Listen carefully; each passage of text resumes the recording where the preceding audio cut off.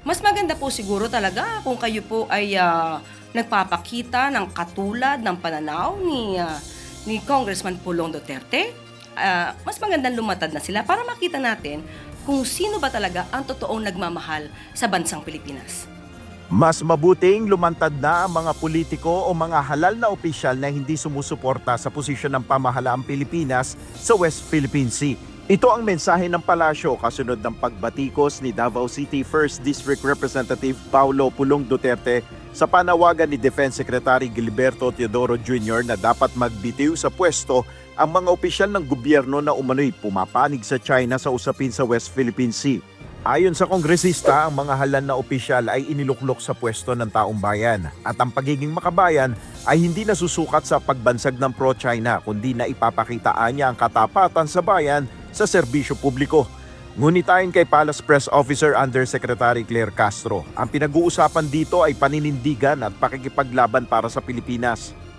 Hindi pinag-uusapan dito ang loyalty.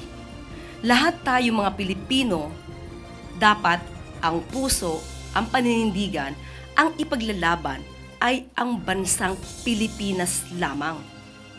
So kung kay Congressman Pulong Duterte ay pinag-uusapan ang loyalty ng Pilipinas, rather ng mga Pilipino sa Pilipinas, lubhang katakataka.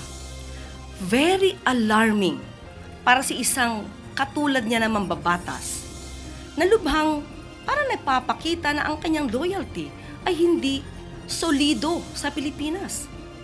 Wala ring nakikitang mali ang palasyo sa naging pahayag ng Defense Secretary na dapat ikonsidera ng mga halal na opisyal ang pagbibitiw sa pwesto na pumapabor sa posisyon ng China sa West Philippine Sea issue. So wala tayong nakikita na mali.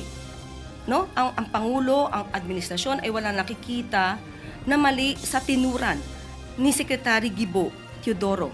Ito ay pagpapakita ng pagmamahal sa ating bansa. Ang sabi nga ng Pangulo, pagdating sa pagpaprotekta sa ating interes, kahit anuman ang ating kulay, kahit magkakaiba ang pananaw sa ibang issues, pero ang patungkol sa pagmamahal sa bansa, hindi ito pinag-uusapan. Nilinaw naman ni Yusek Castro na magkaibang usapin ang pang-ekonomiyang relasyon ng Pilipinas at Beijing sa issue sa West Philippine Sea. Totoo na meron tayong magandang relasyon sa China patungkol sa trade, investment, negosyo. Hindi yan usapin.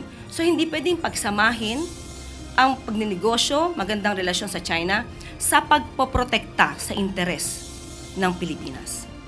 Muli namang tiniyak ng Malacanang na mananatiling nakabatay sa United Nations Convention on the Law of the Sea o UNCLOS at sa 2016 arbitral ruling ang paninindigan ng administrasyon sa pagtatanggol sa karapatan ng Pilipinas sa West Philippine Sea. Nel Maribuhok, UNTV News and Rescue, Diyos ang aming sandigan, serbisyo publiko ang aming pinahalagahan.